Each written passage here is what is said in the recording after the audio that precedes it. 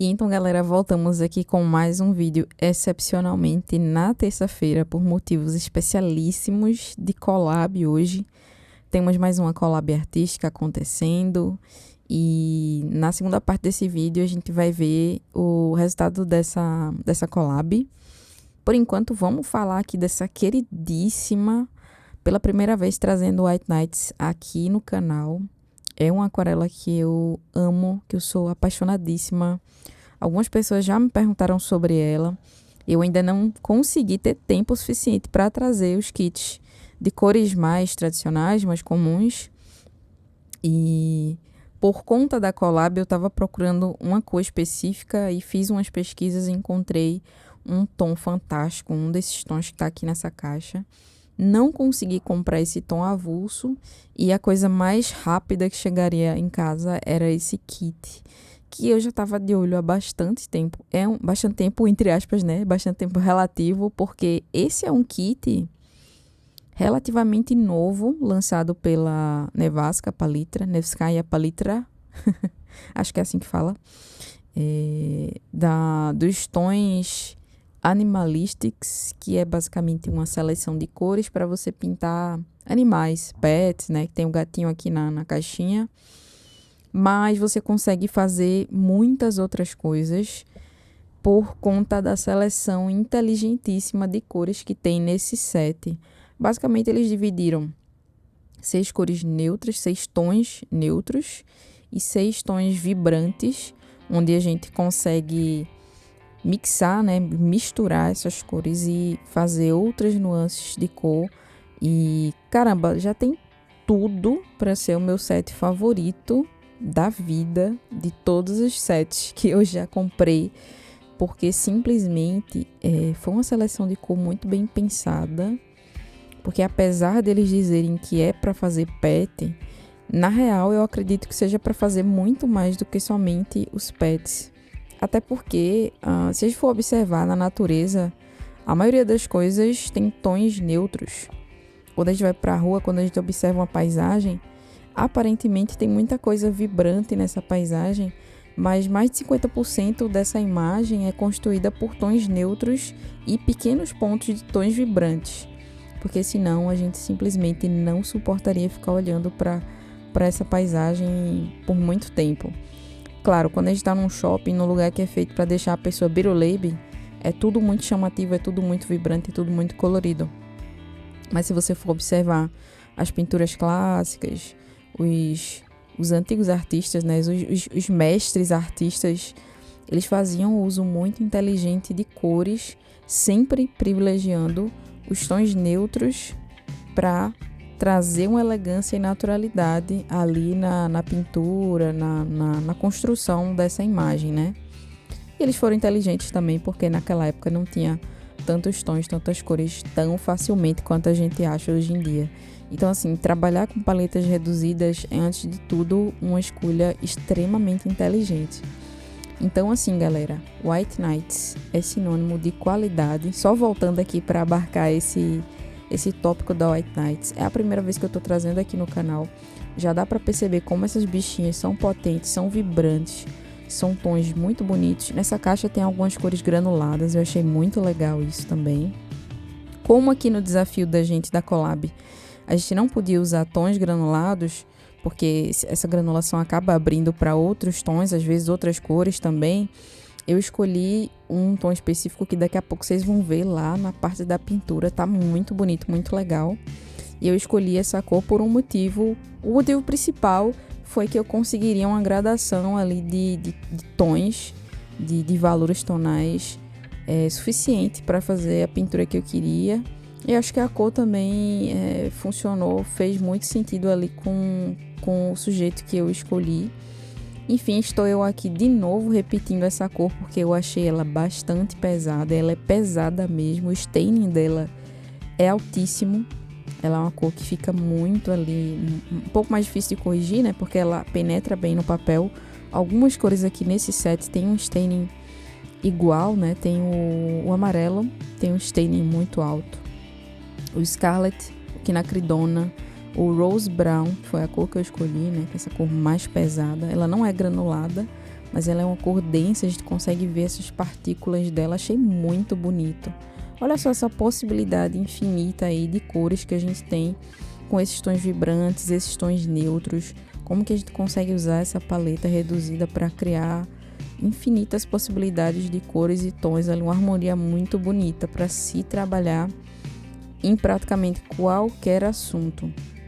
Eu tô pensando em fazer um vídeo futuro, não o próximo vídeo, porque o próximo vídeo provavelmente vai ser sobre pastel. Eu vou ficar agora intercalando pastel e aquarela, né, pra gente cobrir esses dois tópicos, porque tem uma galera que chegou aqui. Sejam muito bem-vindos e bem-vindas, a galera do pastel que chegou, provavelmente querendo ver mais coisas de pastel, então vamos ter mais conteúdo sobre esse tópico também, que é uma coisa é um material muito fascinante, mas que tem muito pouca coisa sobre ele e tem muita coisa para falar e para explorar também sobre, pra gente trabalhar, fazer tutorial, fazer bastante coisa. Mas enfim, tô pensando em trazer um vídeo no futuro pra gente explorar a quantidade de tons que a gente consegue criar com essas bichinhas aqui.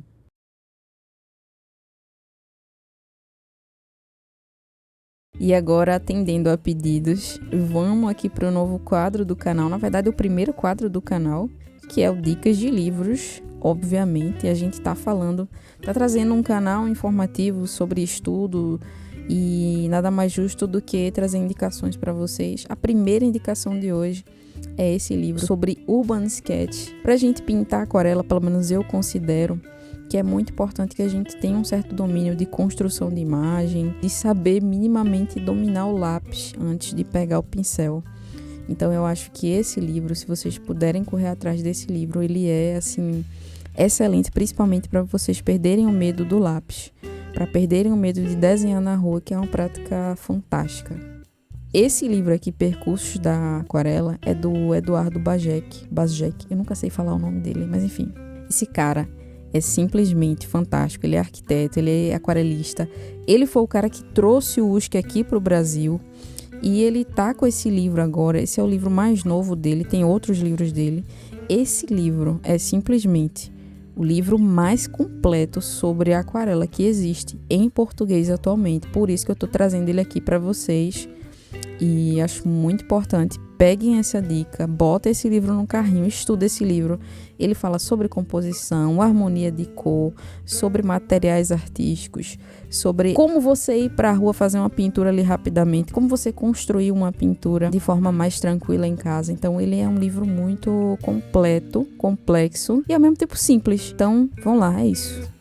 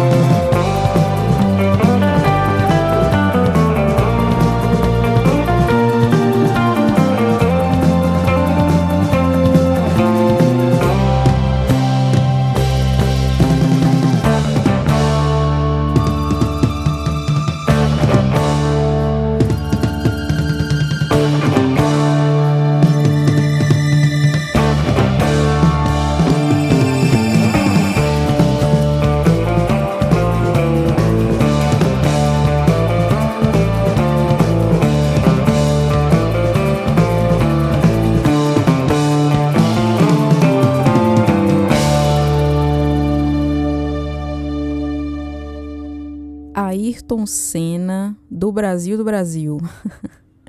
Não tinha como não trazer Ayrton Senna. Toda época que chega a comemoração do aniversário e do aniversário de morte dele, né, de partida dele, eu fico balançada. Na verdade, esse babado do Ayrton Senna começou ano passado. Eu não sabia absolutamente nada sobre Senna, além de que ele era um piloto muito famoso e que a morte dele mexeu com o Brasil inteiro. Só que ano passado, quando chegou ali por volta de abril, Ayrton Senna começou a aparecer muito na minha cabeça do nada. Do nada me vinha a imagem dele, do nada me vinha a fama que ele tinha, né? Assim, a coisa que ele tinha com o Brasil, com o brasileiro, a energia desse cara, e comecei a sonhar com ele. Aí eu fui pesquisar, né, sobre Ayrton Senna e vi que ano passado estava fazendo, acho que 30 anos do falecimento dele, né? E caramba, isso mexeu muito comigo. Eu fiquei muito arrepiada e foi a primeira vez que eu fui procurar sobre ele, sobre a história dele, sobre a trajetória dele. E fiquei completamente mexida com o fato dele ser um cara tão íntegro. Vou falar do Ayrton Senna na pista. Não vou falar do Ayrton Senna pessoa, né? Pessoa física, porque a gente não tem acesso a esse tipo de informação. O que a gente conhece é o trabalho dele. E ele, como profissional, sem dúvida nenhuma, foi um cara muito inspirador, porque ele, claro, teve todas as condições, veio de uma família de classe média, teve todo o incentivo para fazer o que ele queria fazer, mas tem muita gente que tem todas essas condições e não faz absolutamente nada com isso. Infelizmente, o que a gente mais vê hoje em dia é um monte de gente fazendo papagaiada por aí pela internet e ganhando views sem nenhum motivo. E esse cara aqui, ele levava muito a sério a paixão dele pelo esporte, pela corrida. Desde criança se envolveu com mecânica, porque imagina só, tu ser um profissional de corrida, tu ser um corredor é uma coisa, e tu entender de mecânica é outra coisa. Quer dizer, ele era um cara que queria entender de absolutamente todos os processos envolvidos com a corrida, envolvidos com a profissão dele, porque simplesmente ele amava o que fazia. Ele buscava essa excelência, ele buscava sempre se desafiar, né? Eu vi algumas entrevistas dele, eu vi Roda Viva com ele, eu vi uma entrevista que ele foi no Jô, e, pô, toda vez que ele fala sobre... Primeiro que eu acho muito engraçado que ele era um cara muito calmo, né? Muito plácido na sua forma de falar e de se portar, muito clássico, muito, às vezes até meio sisudo, né? Mas muito calmo, muito focado, muito centrado, assim. Eu acho que ele tinha uma energia realmente diferenciada. Ele era um cara diferenciado. Ele tinha, assim, um olhar adocicado, sabe? Uma pessoa que... Como se ele soubesse que ele tinha vindo pra aqui pra fazer isso mesmo. E esse era o único objetivo da vida dele. Era ser esse cara que ia se ultrapassar. Eu acho que o grande objetivo de Senna era se ultrapassar. E nessas entrevistas que eu vi dele, ficava muito claro isso pra mim, como ele tinha esse desejo de fazer sempre melhor. Claro, ele era muito competitivo, como qualquer pessoa que faça algo. Eu, como artista, sou bastante competitiva, mas eu acho que a minha competição é simplesmente comigo, tipo, e eu acho que com ele isso acontecia também, essa vontade de se desafiar todas as vezes. E, enfim, sem dúvida um profissional extraordinário. Também se envolveu com algumas causas sociais. Ele tinha uma postura bem diferenciada, assim, de acordo com os padrões masculinos da época, no sentido de que a galera, enfim, os entrevistadores da época sempre faziam umas perguntas escrotas, assim, com relação a mulheres, e ele meio que sempre saía pela tangente, sabe? Ele fazia questão de ser um cara que sabia muito bem separar essa coisa do profissional e do pessoal.